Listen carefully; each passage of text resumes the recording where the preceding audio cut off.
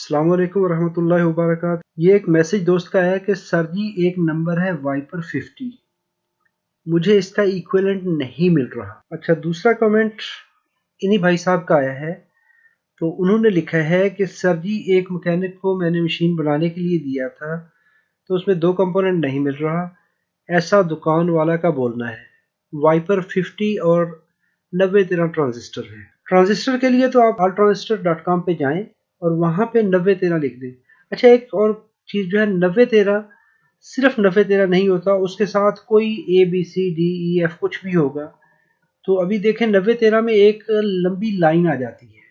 अभी C9013 है, G9013 है, सिर्फ 9013 है, 9013D है, और अगर देखें तो 9013S है, CS9013 है, और उसमें एक बहुत बड़ी फैमिली है 9013 की। तो जो भी नंबर होगा आप उस हिसाब से इस साइट पे जाएं, इस वेबसाइट पे जाके देखें। तो ये 9013 में कितनी लंबी लाइन आ गई है। अभी कौन सा 9013 है अभी मुझे इसके बारे में आइडिया नहीं है, क्योंकि 9013 में तो बहुत ज़्यादा आ सकते हैं।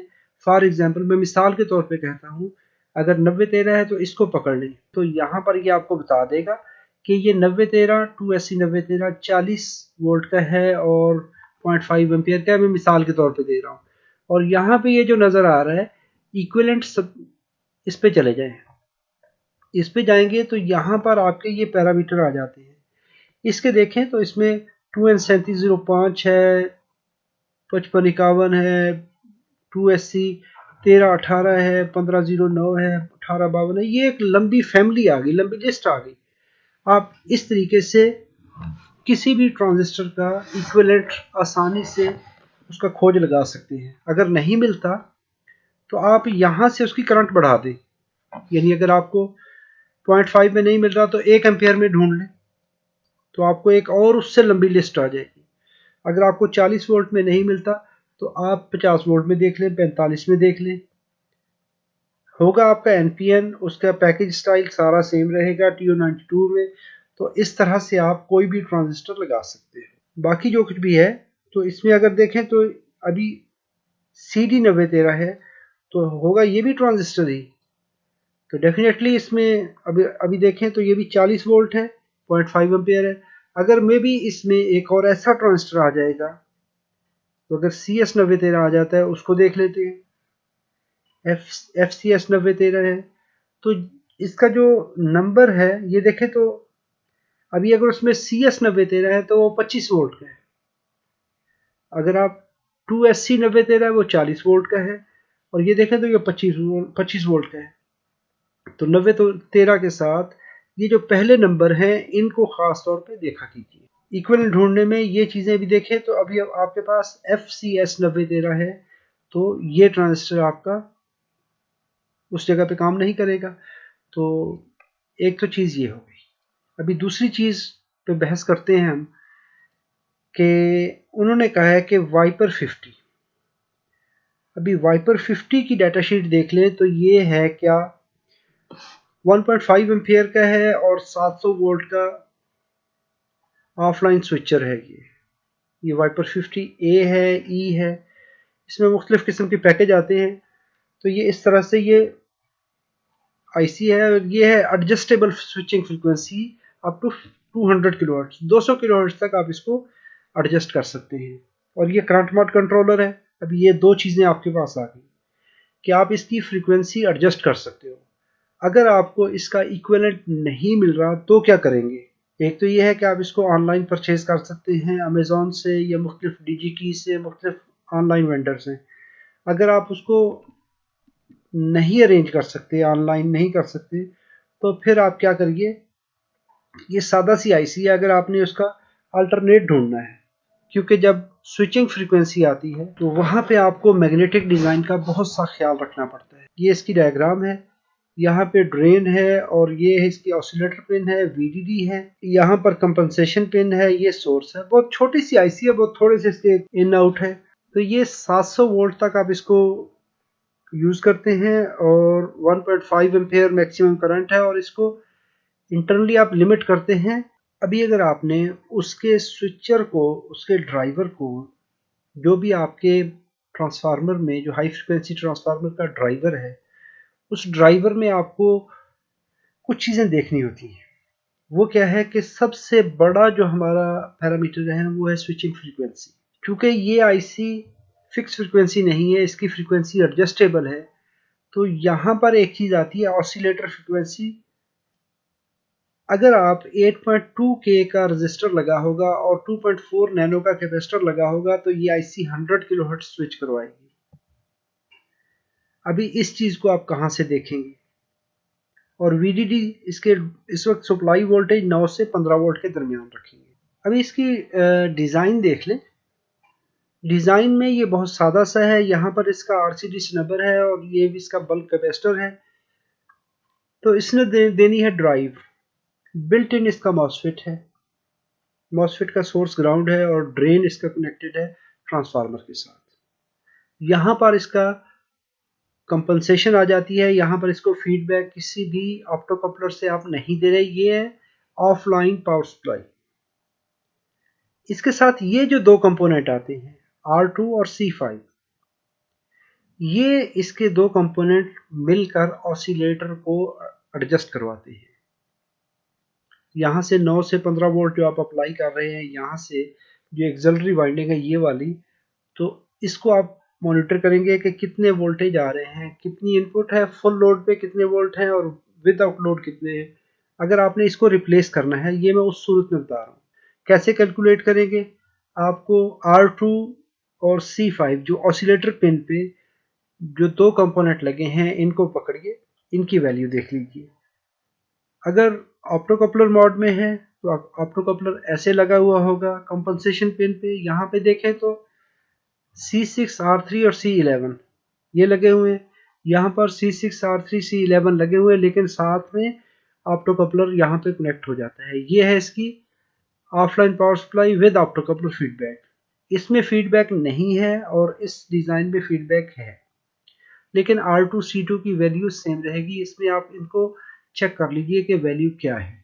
उस स्विचिंग फ्रीक्वेंसी को 2.3 डिवाइडेड बाई RTCT, ये इस जगह पे RTCT की वैल्यू लिख देंगे आप। तो उसको 1 minus 550 divide by RT minus 150 ये करेंगे तो इसकी स्विचिंग फ्रीक्वेंसी निकल आएगी। जब हमें स्विचिंग फ्रीक्वेंसी मालूम हो जाएगी तो हमारे लिए सारा काम आसान हो जाएगा। आप उस फ्रीक्वेंसी का कोई भी स्विचर बनाकर उस सर्किट में, बेसिकली हमने करना क्या है, हमने इस ट्रांसफार्मर को स्विच करवाना है। स्विच कैसे करवाना है? ये ग्राउंड, ये वाला, ये हमने इसको स्विच करवाना है इस जगह पे। आप क्या करें, ये अगर ये आपको नहीं मिल रही तो सोल्यूशन कैसे होगा? इसको निकाल दीजिए। एक मॉसफेट अरेंज कीजिए, मॉसफेट लगा दीजिए। कितनी? 1.5 एम्पियर की। इसकी RDS है 7 ओम या 5 ओम। तो उसके करीब तरीन जो भी रेजिस्टेंस बनती है, अगर उससे रेजिस्टेंस कम भी होगी तो कोई बात नहीं, लेकिन आपने स्विचिंग फ्रीक्वेंसी जो मॉसफेट को देनी है, जो उसका सर्किट आपने रिप्लेस करना है, तो उसके गेट को जो स्विचिंग फ्रीक्वेंसी, अगर आपके इन दो कंपोनेंट की वजह से अगर फ्रीक्वेंसी आती है, मैं कहता हूँ 60 किलोहर्ट्ज, तो आप यहाँ पे 3842 लगा दें, 3844 लगा दें, 3843 लगा दें, करंट मॉड कोई भी चीज़ लगा दें कि आपने ड्राइव देनी है इसकी गेट को। ये आईसी आप निकाल दीजिए, नई मॉसफेट लगाकर या नई कोई भी आईसी जो कि इसकी रेंज के करीब पड़ती हो वो लगा दीजिए, और उसके लगाने से आप उस गेट को ड्राइव दें तो आपका ये सर्किट एक्टिव हो जाएगा। आप इस सर्किट को बड़ी आसानी से यूज़ कर सकते हैं। सिर्फ करना क्या होगा कि इन दो कंपोनेंट की वैल्यू जब आपको मिल जाएगी तो जो फार्मूला मैंने आपको बताया है उस फार्मूले के हिसाब से आप उस आईसी को कंट्रोल कर सकते हैं। अगर आपको कोई भी आईसी नहीं मिलती तो आप क्या करिए, ये एक बुक है switch mart power supply reference manual, ये ऑन सेमीकंडक्टर की तरफ से ये बुक है। इस तरह का कैटलॉग ले लें, इसमें आपको बहुत ज़्यादा हेल्पफुल चीज़ें मिल जाती हैं। उसमें भी हमारी जैसी भी आईसी बनती है, इसमें सिंगल एंडेड कंट्रोलर देख लें तो इसकी यहाँ पर देख लें तो मैक्सिमम स्विचिंग फ्रीक्वेंसी अगर आपने ढूंढनी है कि 200 किलोहर्ट्ज तक आप ये डिज़ाइन कर सकते हैं मैक्सिमम। तो उसमें 34060 है, 33060 है। अगर ऑपरेटिंग मोड करंट मोड में ढूंढनी है तो यहाँ पर आईसी के नंबर आपको मिल जाते हैं, 3842 हैं, 43 हैं, 44 हैं, और ये 500 किलोहर्ट्ज़ तक आप इसको डिज़ाइन कर सकते हैं। तो ये सारे एडजस्टेबल हैं। ये जिसमें लिखा हुआ है मैक्सिमम यूजफुल ऑसिलेटर फ्रीक्वेंसी, तो इसको आप एडजस्ट कर सकते हैं। तो उसकी डाटा शीट में जाइए, उसकी R T C T calculate करें, कैलकुलेट करके आप मॉसफेट को ड्राइव दे दें। आपको टेम्पलेट सर्किट भी उसकी डाटा शीट में मिल जाते हैं, जैसे मैंने वहाँ पर बताए हैं। ये हैं इसके डबल एंडेड कंट्रोलर्स। तो अगर आप TL494 है, 594 है, अगर पुश पुल में आप यूज़ करना चाहते हैं तो इस तरह से कोई भी आप आईसी को यूज़ कर सकते हैं। इस तरह से आप किसी सर्किट को जो आपको आईसी नहीं मिल रही तो उसको आप इस तरह से मॉडिफाई कर सकते हैं। लेकिन जस्ट हमें किस चीज़ का पता होना चाहिए कि हमें स्विचिंग फ्रीक्वेंसी क्या है किसी सर्किट के अंदर। फॉर एग्जांपल उसमें कोई भी एक रजिस्टर की वैल्यू है 10 किलो ओम है, 1 नैनोफैरड का या 2 नैनोफैरड का कैपेसिटर है। आप उस आईसी की डेटा शीट में जाएं, डेटा शीट में जाकर आप बड़ी आसानी से इस तरह से ऑसिलेटर डिज़ाइन पे चले जाएं। उसके अंदर मुख्तलिफ आपको पैरामीटर बताए गए हैं कि अगर 40 किलो हर्ट्ज पे है तो कितना कैपेसिटर होगा, यानी उसकी मैक्सिमम फ्रीक्वेंसी देख लें। तो यहाँ पर साथ ही RTCT का चार्ट आ जाता है कि अगर आपने 100 किलो हर्ट्ज में 10 नैनो का कैपेसिटर लगाएंगे तो RT की वैल्यू आपकी 2 किलो ओम से नीचे आएगी। अगर आप ये कैपेसिटर यूज़ करेंगे 4.7 नैनो का तो RT की वैल्यू ये रखेंगे। तो ये इस तरह से हम इसके ये चार्ट बड़े यूज़फुल होते हैं। मेनली हमें उसकी फ्रीक्वेंसी का पता होना चाहिए कि कितनी फ्रीक्वेंसी पे। देखिए फ्रीक्वेंसी की ज़रूरत क्यों पड़ती है। फ्रीक्वेंसी की ज़रूरत पड़ती है हमें ट्रांसफार्मर के लिए। हमारा जो इस पावर सप्लाई के अंदर सबसे मुश्किल काम है वो है ये ट्रांसफार्मर। इस ट्रांसफार्मर का मैग्नेटिक डिज़ाइन कितने किलो हर्ट्ज पे वर्क करता है, उसका ड्यूटी साइकिल आप एडजस्ट करेंगे, उसके वोल्टेज कम ज़्यादा हो जाएंगे।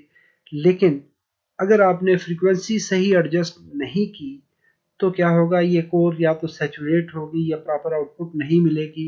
उन चीज़ों को आपने फ्रीक्वेंसी से कंट्रोल करना है। तो फ्रीक्वेंसी आप एग्जैक्ट पिन पॉइंट आप कैलकुलेट कर सकते हैं कि ये जो दो कंपोनेंट्स के RTCT ऑसिलेटर पे लगे हुए हैं। उम्मीद करता हूँ दोस्तों ये वीडियो आपके लिए मालूमाती है।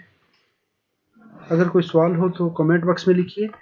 हाँ, अगर आपने मेरे चैनल को सब्सक्राइब नहीं किया तो लाजमी सब्सक्राइब कीजिए। अगर फ्यूचर में मेरी वीडियोस देखनी हो तो आप बेल आइकॉन बटन प्रेस कर लीजिए। अपना बहुत सारा ख्याल रखिएगा। अल्लाह रब्बुल इज़्ज़त आप सबको अपनी हिफ्ज़-ओ-अमान में रखे। अस्सलामु अलैकुम व रहमतुल्लाहि व बरकातुहू।